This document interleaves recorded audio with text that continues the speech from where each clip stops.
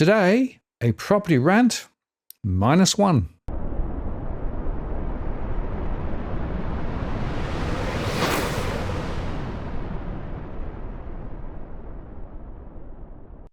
Hello again, it's Martin North from Digital Finance Analytics World, and latest posts covering finance and property news. And those of you who are expecting Monday's rant with Edwin will unfortunately be disappointed. He's not well today. But he did make this post, which I think is quite interesting, to highlight the fact that yesterday's Sydney median home values cracked the 2 million mark as an average price at auction. And we will be able to hopefully discuss that with Edwin later in the week, because there is important news around property at the moment. So today, what I'm going to do is to take you through some of the key headlines that we've been looking at and to try and figure out what's going on. Now, a good place to start is my updated scenarios. I ran this model a couple of weeks ago, directly after the RBA decision. And what it shows is that the expectation is now for price rises, both units and houses, as the best case scenario. And even the base case, which is that we actually don't see anything in further cuts and inflation doesn't go away, still doesn't suggest much of a fall. And I think that's in line with the latest from CoreLogic. CoreLogic's National Home Value Index posted a 0.3% rise in February, breaking the short and shallow downturn that lasted just 3 months, they said, and dragging the national measure of home values 0.4% lower. The February rise was subtle but broad-based, they said, with every capital and rest of state region except Darwin was down 0.1% and regional Victoria, which was flat, recording a monthly rise in values. The month, they say, also marked the start of what could be an inflection in growth trends. The largest month-on-month change across the capitals was recorded in Melbourne and Hobart, both up 0.4%, where home values have previously been among the weakest. For Melbourne, the lift breaks a streak of 10 consecutive months of falling home values. Conversely, the mid-sized capitals of Brisbane, Perth and Adelaide have lost their mantle as the strongest growth markets, with a monthly change of 0.2% to 0.3%. The mid-sized capitals were outpaced by Melbourne and Hobart. Adelaide and Brisbane, though, are still leading rolling quarterly growth trends, up 1.2% and 0.9% respectively. But Perth's value growth has slowed more sharply, with downward revisions over recent months, dragging the quarterly change to just 0.3%. Now, they went on to say that the return to growth across Sydney and Melbourne is being driven by the most expensive end of the market, with upper quartile home values leading the monthly gains in both cities, after high-value markets recorded the sharpest declines. This stronger performance is in line with earlier research from CoreLogic, they say, which highlighted that premium housing markets in Sydney and Melbourne have historically been the most sensitive to rate cuts. Tim Lawless at CoreLogic said the improving housing conditions have more to do with improved sentiment than with any immediate improvement in borrowing capacity. The expectations of low interest rates, which solidified in February, look to be flowing through to improved buying sentiment. Along with the modest rise in values, we've also seen an improvement in auction clearance rates, which have risen back to around long-term average levels across the major auction markets, he said. Regional housing conditions continue to show a stronger growth trend relative to the capital cities in February, with values across the combined regional index rising 0.4% across the month and 1% across the rolling quarter, compared to the 0.3% monthly rise and the 0.4% quarterly fall seen in capital city values. However, there has been some divergence here, with the monthly change favouring Sydney, Melbourne and Hobart over their regional counterparts. Improved market conditions may also be supported by a slowdown in the flow of freshly advertised for sale listings, they said. Counts of new listings coming to market across the combined capitals were tracking down 4.7% than a year ago over the 4 weeks to February, and down 1.5% below the previous 5-year average. Although total advertised supply levels are almost 1% higher than a year ago, listings remained down 7.9% below the previous 5-year average, and the reduced flow of fresh stock to market could be supporting some upward pressure on prices, especially if buyers are becoming more active amid higher sentiment and lower rates, Lawless said. Turning to rents, national rents rose by 0.6% in February. That's the strongest monthly gain since May last year, but well below the 0.9% rise recorded in February last year, or the 1.2% gain seen in February 2021 at the height of the rental boom. Rental trends are highly seasonal, and the pickup in rental growth through the first quarter is likely driven by this seasonal phenomenon, Lawless said. The broader trends point to a slowdown in rental growth as households become larger and net overseas migration normalizes. The annual trend is more indicative of the slowdown in rental growth. Nationally, rents rose by 4.1% over the 12 months of February. That's the slowest annual gain since the 12 months ending March 2021. Despite the slowdown, the annual change in rents is tracking about double the pre-pandemic decade average of 2%. The most significant slowdown in annual rental growth occurred in Darwin, where rents were booming through the pandemic when house rents reached an annual peak growth of 25%.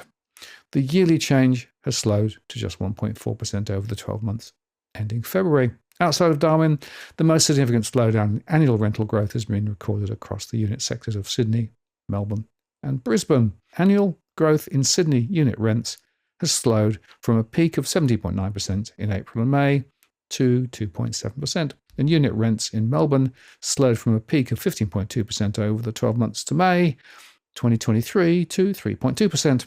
And Brisbane's annual trend has eased from 15.3% in June 2023 to 3.3%.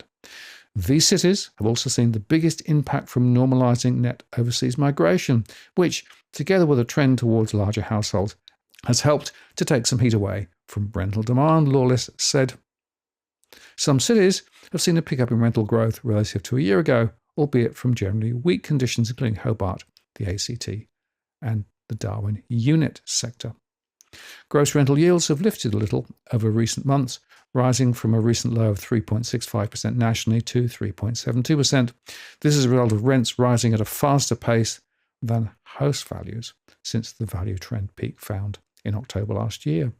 But I will make the point that net investment yields, which is the critical determinant, still look pretty sick, especially in Melbourne. CoreLogic closed out that although housing markets look to have moved past the recent downturn, the trend from city to city and region to region does remain diverse. So in a nutshell, a slight move up this last month, but it may not be that significant. We'll see how it plays out. What I would say is that, again, as you look below the index, what you see is considerable differences in particular areas where some prices are still rising and others are falling. Averages, of course, do mask. Now, this article makes the point that the interest rate settings and the state of the economy are set to dominate the election campaign.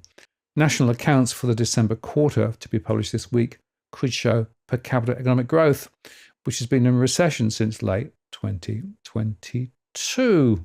And interestingly, Chalmers challenged Taylor to at least 3 public debates during the campaign. The other point I'd make is that I do expect the defence costs and issues around defence to be very much on the agenda as well, given the coalition promise to spend at least $3 billion on an additional squadron of F-35A stealth fighter jets, without explaining how they'd be funded or serviced. But let's not get too carried away. There was other news that we should look at too. So interestingly, of course, people are now talking about 40-year loans. And as this article highlights, the fact is that if you go for a 40-year loan, then Aussies are going to be even worse off because they're going to have to pay more interest over a longer period of time. That, of course, is what the banks want. So mortgage prisoners, definitely for longer.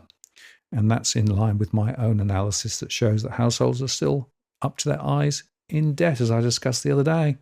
Interestingly, also private health costs are set to rise by 3.75% from April the 1st. That, of course, would eat away at the relief provided by the RBA's recent decision to cut the cash rate. And it's interesting that that translates to a small but significant amount for the average household, and there are about 50 million Australians covered by private health insurance. Now, it's interesting that this article highlights the fact that the average cost of combined hospital and extra policies range from about $3,100 for young people to $4,100 for mature people. And that means that the 3.73% rise will add somewhere between $119 and $155. Elsewhere, it was interesting to note that the Melbourne Institute inflation gauge came out and reported a small drop, down 0.2% for February, and the trim mean down 0.1%.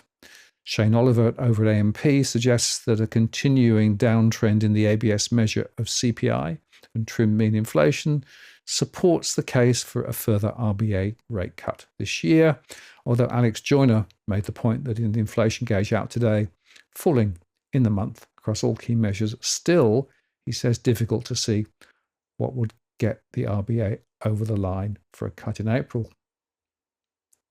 And talking about what is actually going on in the economy at the moment, this article highlighted the fact that there are still specific sectors of the economy, including the building industry, retail and hospitality, where insolvencies and restructurings are still happening. That's according to a McGrath-Nicol report, which is one of the key advisory firms at the coalface of corporate distress. Insolvency numbers will remain high at levels not seen since the global financial crisis due to structural changes in the economy, input cost inflation, and cost of living pressures, they said. Interestingly, the firm sees a shift in the type of companies in distress from those which have some specific problems with their capital structure to more substantive restructuring of fundamentally broken business models. And actually, I talked there specifically about the construction industry, who have very significantly broken industry models at the moment, as we are seeing more delinquencies and defaults in that sector of the market. Elsewhere, a recent article reported on APRA's latest outing, where the prudential regulator remains concerned about the nation's high household debt, saying it won't relax borrowing limits and continue to expect lenders to count student loans. That was in a statement to the Senate Economics Committee. At 190% of incomes, household debt remains high, both compared with long-term trends and relative to international peers, John Lonsdale said. But Lonsdale did say that APRA was working to update its lending standards, allowing some banks to strip out the costs for some borrowers who expect to pay off their HELP debt in the near term. That's the Higher Education Loan Programme. Given relatively high household debt in Australia, we are carefully watching developments in credit growth, including in response to interest rate changes. And of course, I reported recently the latest credit stats, which were still very strong relative to income growth.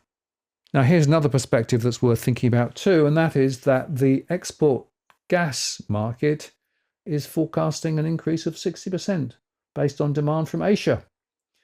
Now, that, of course, is an issue because the marginal cost of gas is actually driving the cost of electricity in Australia. So if that's true, expect higher for longer energy costs, and specifically electricity costs. So that's going to put more pressure on many households.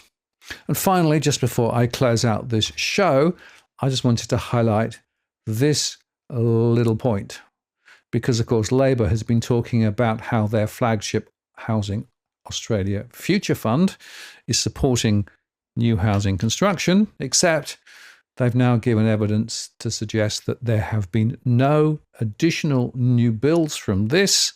What they're actually doing is buying existing property, and the fund has not built a single new home in nearly 2 years since it was announced. So this is another example of a bit of spin rather than reality. So what are we to make of all this? Well, my expectation is, as I said at the top of the show, is that we are going to see some further upward movements in home prices despite the unaffordable nature for many people at the moment. It's not going to be uniformly spread, and it's going to put more people closer to the edge, with the debt-to-income ratios for many households, particularly new ones, still sitting well above 50%. There is nothing here that is fundamentally changing the game other than piling extra pressure on more households for longer. And I do expect to see further announcements, further attempts to try and cajole more people into the market and to get more leveraged up. And of course, more people will play that game because they need somewhere to live. But the bottom line is this: there is nothing here to suggest a change of trajectory, nor a change of affordability. So those that pile into the market will continue to be under pressure, not just for weeks or months, but for years ahead. I'm Martin North from Digital Finance Analytics. Many thanks for watching, and I'll see you again next time.